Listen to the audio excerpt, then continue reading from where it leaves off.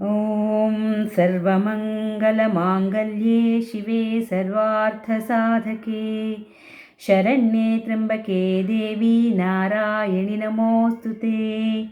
सृष्टिस्थितिविनाशानां शक्तिभूते सनातनी गुणाश्रये गुणमये देवी नारायणि नमोऽस्तु ते। ಶ್ರೀಗುರುಭ್ಯೋ ನಮಃ. ವೀಕ್ಷಕರೆಲ್ಲರಿಗೂ ನಮಸ್ಕಾರ. ಗ್ರಾಚಾರ ಪರಿಹಾರ ಚಾನೆಲ್ನ ಮಾಸ ಭವಿಷ್ಯ ಕಾರ್ಯಕ್ರಮಕ್ಕೆ ಸ್ವಾಗತ. ಈಗ ವೃಷಭ ರಾಶಿಯವರ ಜುಲೈ ತಿಂಗಳ ಭವಿಷ್ಯ ಹೇಗಿದೆ ಅಂತ ಸಂಕ್ಷಿಪ್ತವಾಗಿ ನೋಡೋಣ. ವೃಷಭ ರಾಶಿಯಲ್ಲೇ ಶುಕ್ರಗ್ರಹರ ಸಂಚಾರ ಇದ್ದು 26ರಿಂದ ಈ ಶುಕ್ರಗ್ರಹರು ಮಿಥುನಕ್ಕೆ ಪ್ರವೇಶ ಮಾಡ್ತಾರೆ, ಅಂದರೆ ನಿಮ್ಮ ರಾಶಿಯಿಂದ ದ್ವಿತೀಯಕ್ಕೆ ಪ್ರವೇಶ ಮಾಡ್ತಾರೆ. ಹಾಗೆಯೇ ಮಿಥುನದಲ್ಲಿ ಗುರು ಮತ್ತು ಸೂರ್ಯರಿದ್ದು ಸೂರ್ಯಗ್ರಹರು ಜುಲೈ 17ರಿಂದ ಕಟಕ ರಾಶಿಗೆ ಬರ್ತಾರೆ. ಇನ್ನು ಕಟಕದಲ್ಲಿ ಅಂದರೆ ನಿಮ್ಮ ರಾಶಿಯಿಂದ ತೃತೀಯದಲ್ಲಿ ಬುಧಗ್ರಹರು ಮತ್ತು 4ನೇ ಮನೆಯಲ್ಲಿ ಕುಜ ಹಾಗೂ ಕೇತುಗ್ರಹರಿದ್ದಾರೆ. ಜುಲೈ 28ರಿಂದ ಕುಜಗ್ರಹರು ಕನ್ಯಾ ರಾಶಿಗೆ ಬರ್ತಾರೆ. ಉಳಿದಂತೆ 10ರಲ್ಲಿ ರಾಹು ಮತ್ತು 11ರಲ್ಲಿ ಶನಿ ಮಹಾತ್ಮರು ಇದ್ದಾರೆ. ಗ್ರಹಸ್ಥಿತಿ ಹೀಗಿರುವಾಗ ಜುಲೈ 17ರಿಂದ ನಿಮಗೆ ಹೆಚ್ಚು ಶುಭ ಫಲಗಳಿವೆ. ಅದಕ್ಕೂ ಮುಂಚೆ ಸಾಮಾನ್ಯವಾಗಿರುತ್ತೆ. ಜುಲೈ 17ರಿಂದ ನಿಮಗೆ ಹೆಚ್ಚು ಶುಭ ಫಲಗಳಿವೆ. ಕೋರ್ಟ್ ಕೇಸು, ವಾದ ವಿವಾದ ಅಥವಾ ಏನಾದರೂ ಸ್ಪರ್ಧೆಗಳಲ್ಲಿ ಗೆಲುವು ನಿಮ್ಮದೇ ಆಗುತ್ತೆ. ಹಾಗೆಯೇ ಮೊದಲನೇ ವಾರ ಅಷ್ಟು ಚೆನ್ನಾಗಿಲ್ಲ. ಈಗ ನಾನು ಆಗಲೇ ಹೇಳಿದ ಹಾಗೆ ಮೊದಲನೇ ವಾರ ಏನಪ್ಪ ಅಂದರೆ ಸ್ವಲ್ಪ ಆರೋಗ್ಯದಲ್ಲಿ ಸ್ವಲ್ಪ ಸಮಸ್ಯೆಗಳು ಕಾಣಿಸುತ್ತೆ. ಕಣ್ಣು ಬೇನೆ ಇರ್ಬೋದು, ಕಣ್ಣು ಕೆಂಪಾಗೋದು ಅಥವಾ ಕಣ್ಣಿನ ಶಸ್ತ್ರಚಿಕಿತ್ಸೆ ಆಗ್ತಕ್ಕಂಥದ್ದು, ಮತ್ತು ಈ ಹಣಕಾಸಿನ ವ್ಯವಹಾರಗಳಲ್ಲಿ ವಂಚನೆ ಆಗ್ತಕ್ಕಂಥದ್ದು ಮೊದಲಾದ ಸಮಸ್ಯೆಗಳಿವೆ. ಜಾಗ್ರತೆಯಿಂದ ಇರಿ. ಮತ್ತು ನಿಮಗೆ ಶುಭ ಫಲವಾಗಿ 4 ಚಕ್ರದ ವಾಹನಗಳನ್ನು ಕೊಳ್ತಕ್ಕಂತಹ ಯೋಗ ಇದೆ. ಹಾಗೆಯೇ ಮನೆ ಕೊಳ್ಳುವ ಯೋಜನೆ ಇದ್ದರೆ ಅದು ಕೂಡ ನಿಮಗೆ ಸಾಧ್ಯ ಆಗುತ್ತೆ. ಇನ್ನು ಮನೆ ಕಟ್ತಾ ಇರೋರು ಈಗ ಈ ತಿಂಗಳು ಜುಲೈ ತಿಂಗಳಲ್ಲೆಲ್ಲ ಮುಗಿಸ್ಕೊಳ್ಳೋ ಒಂದು ನಿಮ್ಮ ಪ್ಲ್ಯಾನ್ ಇದ್ದರೆ ಅದು ಕೂಡ ಒಂದು ಯಶಸ್ವಿ ಆಗುತ್ತೆ. ಪೂರ್ಣಗೊಳಿಸ್ತೀರ, ಮನೆಯನ್ನು ಕಟ್ಟಿ ಮುಗಿಸ್ತೀರಿ. ಇನ್ನು ವ್ಯಾಪಾರಿಗಳಿಗೆ ಉತ್ತಮ ಧನ ಲಾಭ ಇದೆ.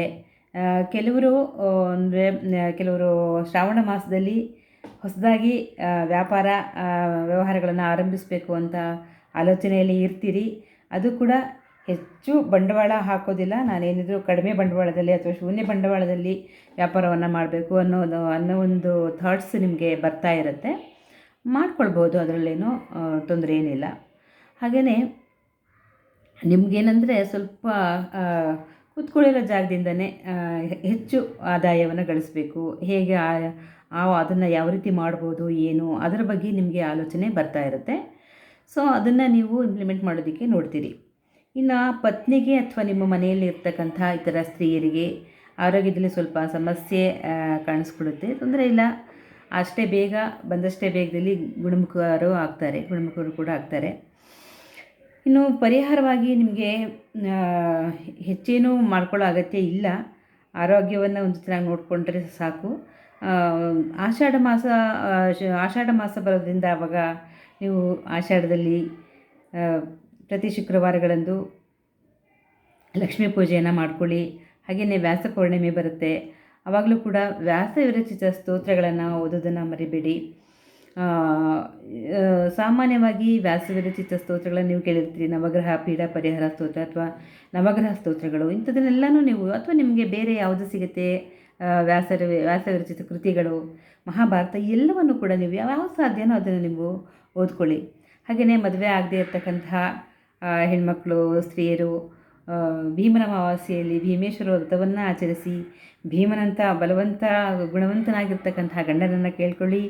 ಮದುವೆ ಆಗಿರೋರು ದಂಪತಿಯ ಆಯುಷ್ಯಕ್ಕಾಗಿ ಹಾಗೆಯೇ ಕುಟುಂಬದ ಅಭಿವೃದ್ಧಿಗಾಗಿ ಭೀಮೇಶ್ವರನನ್ನು ಪ್ರಾರ್ಥನೆ ಮಾಡಿಕೊಳ್ಳಿ, ಶುಭವಾಗಲಿ. ಹಾಗೆಯೇ ಸಹೋದರರು ಸಹೋದರಿಯರು ತಮ್ಮ ಬಾಂಧವ್ಯವನ್ನು ಮತ್ತಷ್ಟು ಗಟ್ಟಿ ಮಾಡ್ಕೊಳ್ಳೋದಕ್ಕಾಗಿ ನಾಗರ ಪಂಚಮಿ, ಗರುಡ ಪಂಚಮಿನ ಆಚರಿಸ್ಕೊಳ್ಳಿ, ಶುಭವಾಗಲಿ. ಎಲ್ಲರಿಗೂ ಒಳ್ಳೆಯದಾಗಲಿ.